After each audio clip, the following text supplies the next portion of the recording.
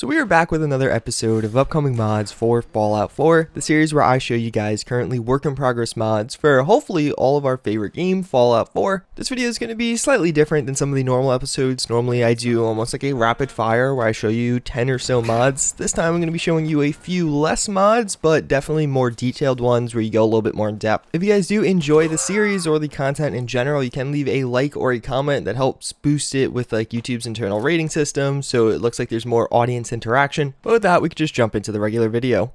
So we got a pretty cool new video from Fallout 4 New Vegas. More or less in this new video, they're showing an environmental comparison between just vanilla Fallout New Vegas and Fallout 4 New Vegas, of course, in Fallout 4's engine. I'm not going to show you the whole video because I do want you guys to actually check it out on their channel, potentially give them some ad revenue in the process. But in some of these, I feel like the differences are more obvious than some of the other ones. But when it is obvious, it is really obvious. Like you could totally tell between the lighting changes, the texture quality, and things like that, that Fallout 4 just looks significantly better than Fallout New Vegas. I feel like one of the major ways we're actually going to notice this isn't even in the landscape or environment, but rather in actually just first-person combat and actually interacting with other NPCs. Fallout 4 had a lot of improvements in that category, and that's what I'm most excited for with this coming mod.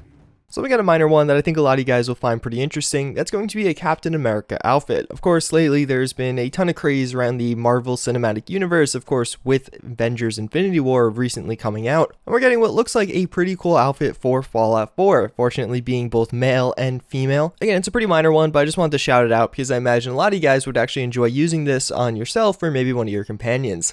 So this one's actually really cool. More or less what you're seeing right now is going to be a new armor. It doesn't, I don't think, have an official name yet, but the way this is going to work is all the way on the leftmost side, you're actually seeing the light variant, and then the middle is the medium variant, and then finally on the right side is the heavy variant. I like this because I don't think I've ever seen another mod do this and actually toy with what kind of plate carrier or kind of just vest you do have on in general. Obviously on the leftmost side, you just kind of have some wraps around your body. In the middle, you have some kind of plate carrier, but it definitely seems to be a little bit more minor, and then on the rightmost side you have what looks like it's going to be very tactical, a full-on plate carrier that you see actual military using. I always say that Fallout 4 really lacks a lot of modern military outfits. We have so many options on the weapon side, but outfits are pretty scarce. I again really like the concept behind this armor. I think it's a pretty cool take on something that a few others have attempted, and hopefully we'll actually see a release on this one.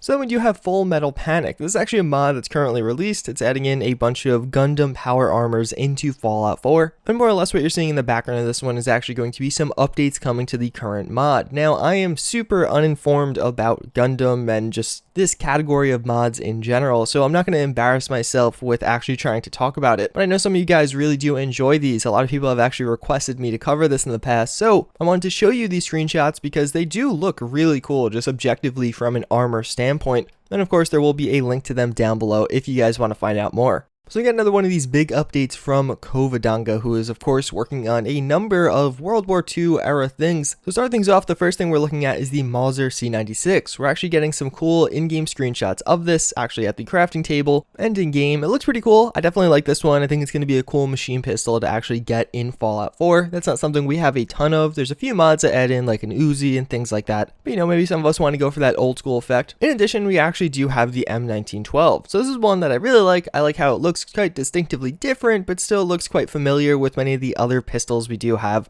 I'm pretty excited for this one. I feel like it's been a really long time since we got a good pistol mod for Fallout 4. It's pretty much just all been like ARs for months upon months now. And again, I'm a pretty big fan of how this one looks familiar, but it also has distinctive differences that really make it stand out. Then the G41, I know a lot of people really love this, especially from Call of Duty and subsequent World War II games that you have used this in. This is definitely going to be my personal preference as to what to use in Fallout 4. Semi-auto rifles that you can definitely use from a farther range, but maybe also at a more medium to closer range, I think are just the best way to experience this game, especially when you're playing on survival with high damage where one bullet will actually take you down but also take the enemy down. So I will definitely be excited to check this one out and potentially use it for myself. But then we also do have the Kar 98K, this being a bolt action, and it's actually something that we have like one major competitor for, that with the Mosin Nagant that actually came out a few months ago, and I think it's going to be cool to get in game. I really like these because if balanced correctly, they typically will, of course, have a fairly slow rate of fire, but deal a hell of a lot of damage in Fallout 4. So if you actually are going for one of those true sniper builds where you actually sit pretty far back, try and pick everybody off, and then move in, this is going to be a great option for that, again, if it is balanced correctly. All around, I think the pack as a whole is coming together super nice. I really love the look of a lot of the different things we have seen, and I'm of course excited to get more updates and actually get some of these in game.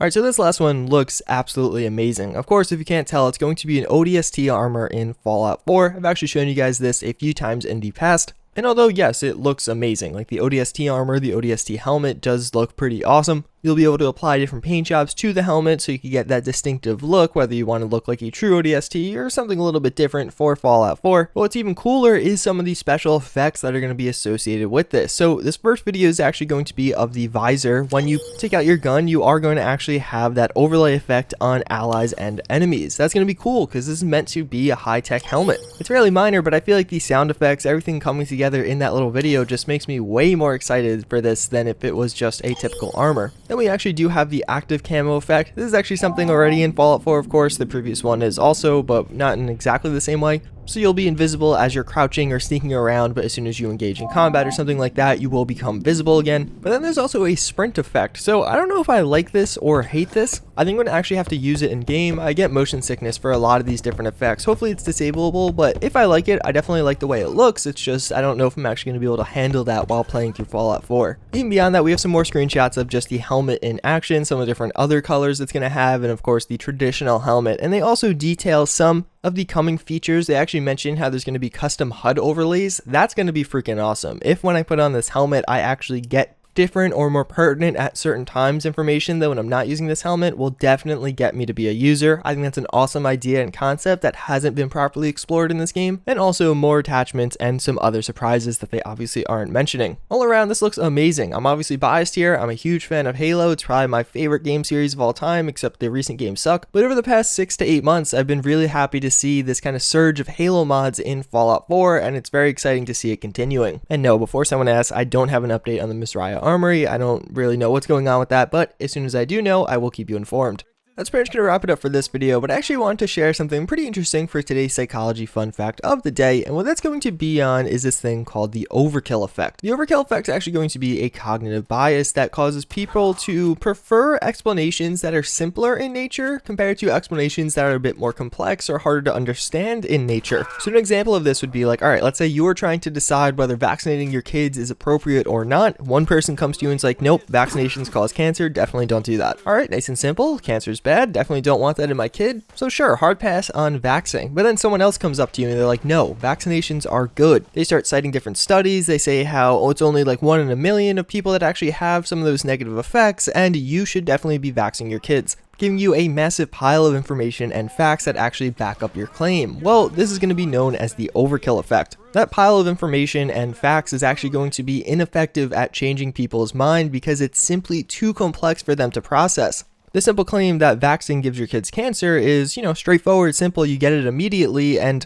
it's a lot easier to digest than all the information and studies backing up why vaccine is actually good. Now, that's just a hypothetical situation. Obviously, vaccine doesn't normally give people cancer or ever, but I think this is a pretty interesting and honestly important cognitive bias to keep in the back of your head. Nowadays, it seems like so rarely do people actually have their minds changed. Like, at least in my experience, it seems like so many times when people disagree, particularly about politics, it's just agree to disagree is the resolution. Well, maybe the problem is something like the overkill effect. You're having all these great points and so much evidence behind it, but it's too much, and it's just a lot easier to keep your own view because you already understand it. Either way, this pretty much going to wrap it up for this one. As always, I thank you guys for watching. I hope you enjoyed this one, and I hope to see you all next time. Later.